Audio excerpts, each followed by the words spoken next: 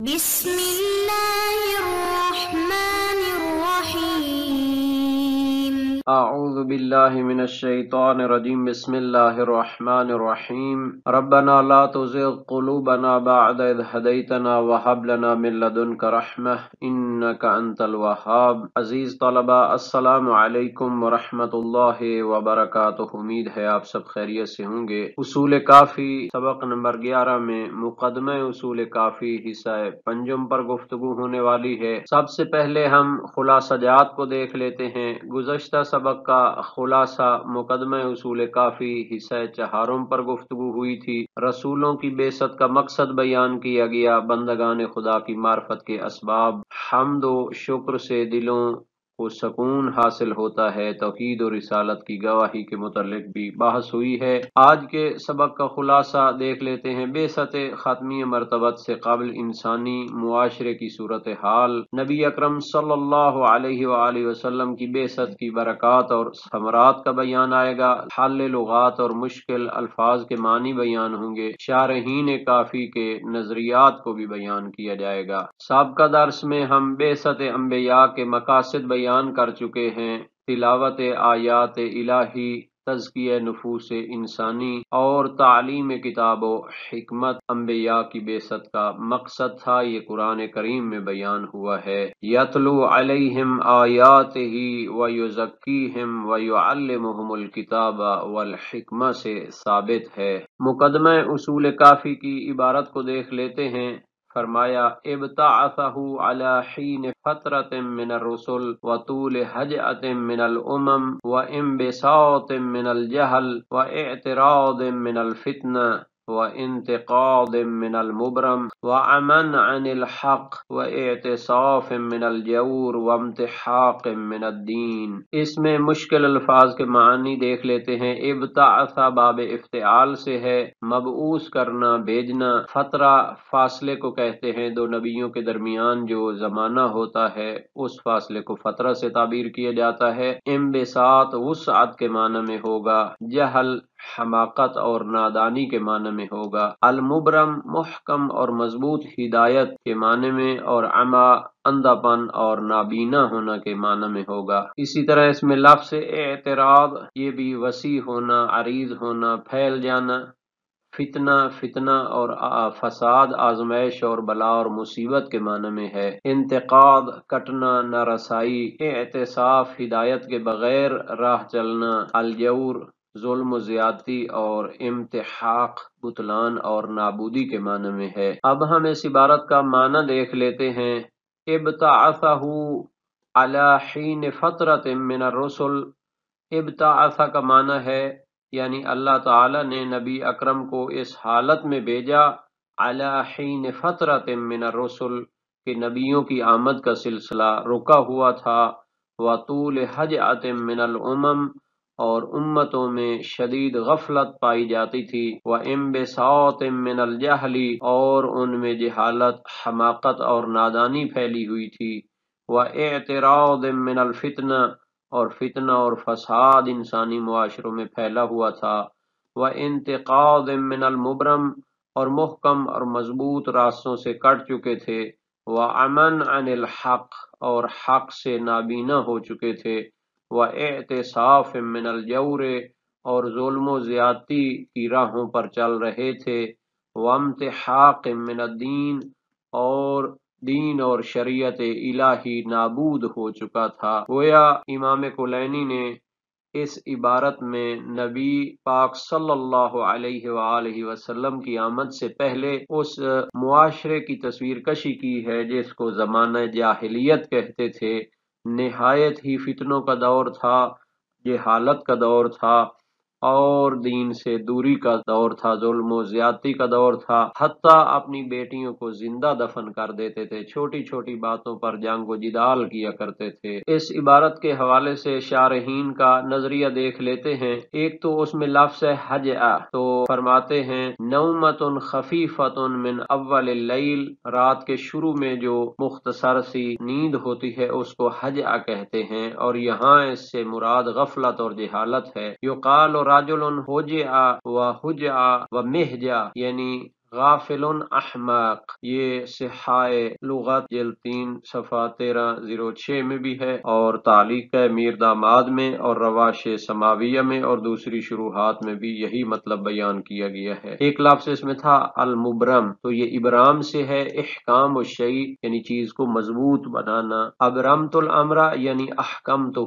رواش میں ہے البرم تحریک یعنی را پر اس کی زبر ہے، تو رواش میں فرمایا فی نسخ جمع من المبرم وهو الاصحی، یعنی انہوں نے بعض نسخوں میں بھی ہے اور رواشے میں ایک اس کا لغت لکھی ہے، لیکن کہا ہے کہ اکثر جو نسخے ہیں ان میں مبرم ہے اور وہی صحیح ہے۔ مبرم یعنی مضبوط راہیں، صحا میں بھی اس کا معنی بیان کیا گیا ہے اور رواشے میں بھی بیان کیا گیا ہے۔ مزید اس کے الفاظ کے بارے میں ہم شارحین کا نظریہ دیکھ لیتے ہیں۔ العصف سے مراد الاخذ علی غیر طریق، القطع علی غیر ہدایہ، یعنی کہ راستہ بھٹک جانا یا ہدایت کے بغیر راہ چلنا ہوتا ہے۔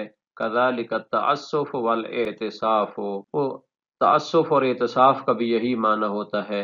والعصف بالتسکین الظلم، لیکن اگر سین پر جزم ہو سکون ہو تو اس کا معنی ظلم ہوتا ہے، عصف کا معنی ظلم ہوتا ہے، جیسا کہ میر داماد نے کہا ہے وَهَكَذَا فِي اللُّغَةِ بِدُونِ ضَبْطِ الْحَرَكَاتِ، لغت میں بھی یہی معنی ہیں لیکن اس میں حرکات کو ضبط نہیں کیا گیا، اس کی دقت نہیں کی گئی۔ وَالْمُرَادُ هَا هُنَا الْمَعْنَى الْأَوَّلُ كَمَا هُوَ ظَاهِرُ الشُّرُوعِ، اس میں وہی پہلا معنی ہے، یعنی بغیر ہدایت کے راہ چلنا یا راستہ بھٹک جانا۔ صحاح اللغہ میں بھی اس کو بیان کیا گیا ہے، لسان العرب میں بھی اس کو بیان کیا گیا ہے۔ امتحاق ذهاب خیر الشیء وبرکتہ ونقصانہ، یعنی کسی چیز کی خیر و برکت ضائع ہو جائے اور وہ کم ہو جائے۔ اسی سے ان کا قول ہے محقہ اللہ اے ذہب ببرکتہ، یعنی اللہ تعالیٰ اس کی برکت کو ختم کر دے۔ اول بطلان والمحو، یا اس کا مکمل طور پر نابود ہو جانا مراد ہے، جیسا کہتے ہیں محقہ یمحق محقا اے ابطلہ ومحاہ، تمحق الشیء وامتحق اے بطلہ، وہ چیز مکمل باطل اور نابود ہو گئی۔ والمراد ہا ہنا المعنى الثانی، یہاں پر دوسرا معنی مراد ہے یعنی بطلان اور محو، کما ہوا ظاہر الشروع، جیسا کہ شارحین نے بھی ذکر کیا ہے۔ ترتیب و کتاب العین خلیل فراہیدی کی ہے، جلد 3 صفحہ 1680، اور صحاح اللغہ جوہری کی جلد 4 صفحہ 1553 میں بھی ہے۔ اس عبارت کے بارے میں علامہ محمد باقر میر داماد کا نظریہ دیکھ لیتے ہیں۔ ان کی کتاب رواش سماویہ میں صفحہ 46 میں موجود ہے۔ انہوں نے اس چیز پر تاکید کی ہے کہ جناب علامہ شیخ کلینی نے یہ جو خطبے میں نبی اکرم سے پہلے انسانی معاشرے کی تصویر کشی کی ہے، یہ امام علی علیہ السلام کے خطبات سے اقتباس ہے۔ ایک خطبے میں مولا نے فرمایا ارسلہ علی حین فترۃ من الرسل وطول حجأة من الأمم وانتقاض من المبرم فجاءهم بتصديق الذي بين يديه والنور المقتدى به ذلك القرآن فاستنطقوه ولن ينطق ولكن أخبركم عنه ألا إن فيه علم ما يأتي والحديث عن الماضي ودواء دائكم ونظم ما بینکم۔ دوسرے خطبے میں مولا نے ارشاد فرمایا ارسلہ علی حین فترۃ من الرسل وطول حجأۃ من الامم واعترام من الفتن وانتشار من الامور وتلظ من الحروب والدنیا کاسفۃ النور ظاہرۃ الغرور علی حین اسفرار من ورقها وَإِيَاسٍ مِّن ثَمَرِهَا وَإِغْوِرَارٍ مِّن مَّائِهَا قَدْ دَرَسَتْ أَعْلَامُ الْهِدَایَةِ، اگر ہم بعثت انبیاء سے قبل انسانی معاشرہ کی حالت کو قرآن و سنت اور تاریخ و سیرت کی روشنی میں دیکھنا چاہیں تو اس کا خلاصہ یہ ہو سکتا ہے کہ رسولوں کے سلسلے کا منقطع ہو جانا، اقوام کا خواب غفلت کا شکار ہو جانا اور انسانی معاشروں میں جہالت کا رواج پا جانا، دینی اقدار سے دوری، محکم اور مضبوط عقلی اقدار کی نابودی اور ظلم و ستم کا پھیلاؤ، یہ وہ اسباب ہیں اور یہ وہ حالات ہیں جو نبیوں کی آمد سے پہلے معاشروں پر مسلط ہوتے ہیں، اور خصوصاً نبی اکرم کی آمد سے پہلے یہ جو عربی معاشرہ تھا اور انسانی معاشرہ تھا، یہ نہایت ہی جہالت اور ظلم و ستم کا شکار تھا۔ تاریخ اور سیرت کی کتابوں میں یہ چیز واضح موجود ہے۔ مقدمہ اصول کافی کا کچھ مزید حصہ دیکھ لیتے ہیں۔ فرمایا وَأَنزَلَ إِلَيْهِ الْكِتَابَ فِيهِ الْبَيَانُ وَالتِّبْيَانُ قُرْآنًا عَرَبِيًّا غَيْرَ ذِي عِوَجٍ لَعَلَّهُمْ يَتَّقُونَ قد بينه للناس ونهجه بعلم قد فصله ودين قد أوضحه وفرائض قد أوجبها وأمور قد كشفها لخلقه وأعلنها فيها دلالة إلى النجاة ومعالم تدعو الى خداہ۔ تو اس عبارت میں مشکل لغات کو دیکھ لیتے ہیں۔ التبیان روشن کرنے کے معنی میں ہے، عوج کجی اور ٹیڑھے پن کے معنی میں ہے، اور نہجا راہ متعین کرنا، کشف واضح اور روشن کرنا، معالم نشانات اور معارف کو کہتے ہیں، اور تدعو دعوت دینا۔ اب ہم اس عبارت کا ترجمہ دیکھ لیتے ہیں۔ فرمایا وَأَنزَلَ إِلَيْهِ الْكِتَابَ، جب زمانے میں جہالت، ظلم و جور اور باقی مشکلات پائی جاتی تھیں تو اللہ تعالی نے نبی اکرم کو بھیجا۔ وَأَنزَلَ إِلَيْهِ الْكِتَابَ، تو ان کی طرف کتاب نازل فرمائی، قرآن کریم نازل فرمایا۔ فِيهِ الْبَيَانُ وَالتِّبْيَانُ، جو خود روشن اور جناب علی چیزوں کو روشن کرنے والا ہے، واضح ہدایت اس میں موجود ہے۔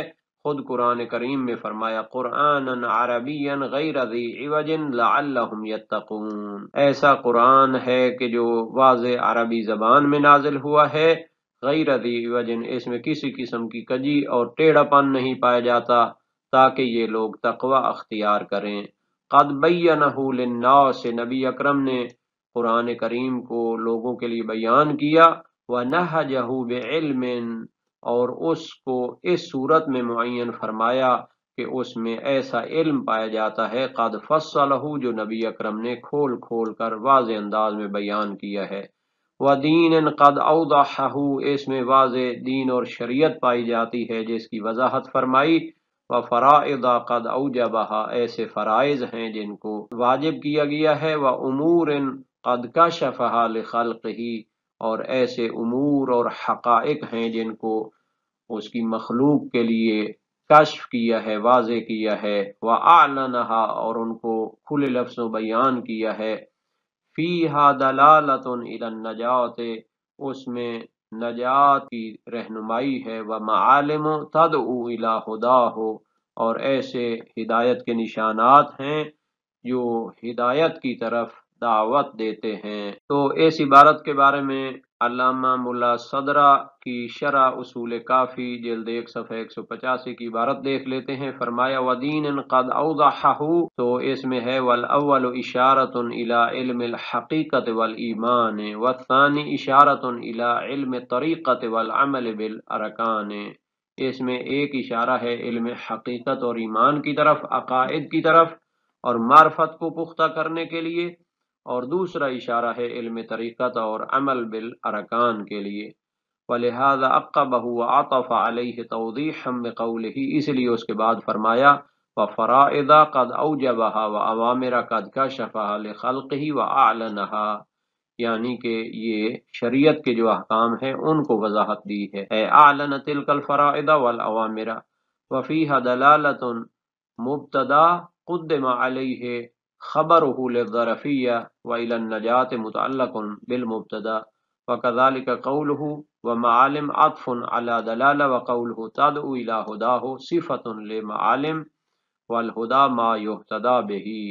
تو یہ ترکیب بھی بیان کی ہے کہ مبتدا مؤخر اور خبر مقدم ہے۔ تو گویا کہ بعثت ختمی مرتبہ سید الانبیاء والرسل صلی اللہ علیہ وآلہ وسلم کے فوائد اور ثمرات اس عبارت میں بیان کیے گئے ہیں۔ پہلا ثمرہ اور فائدہ قرآن کریم کا نزول ہے، وَنُنَزِّلُ مِنَ الْقُرْآنِ مَا هُوَ شِفَاءٌ وَرَحْمَةٌ لِّلْمُؤْمِنِينَ، انسانی عقلی اقدار کا احیاء ہے، یجعل الرجس علی الذین لا یعقلون، دینی علوم و معارف کا احیاء ہوتا ہے نبی اکرم کی آمد سے، نزل علیک الکتاب بالحق مصدقا لما بین یدیہ، سابقہ انبیاء کی تعلیمات اور مزید اس میں اللہ تعالیٰ نے جو اضافات کیے ہیں یا جو شریعت ہے آخری امت کے لیے وہ نبی اکرم لے کر آئے ہیں، ہدایت کے معالم کی فراوانی۔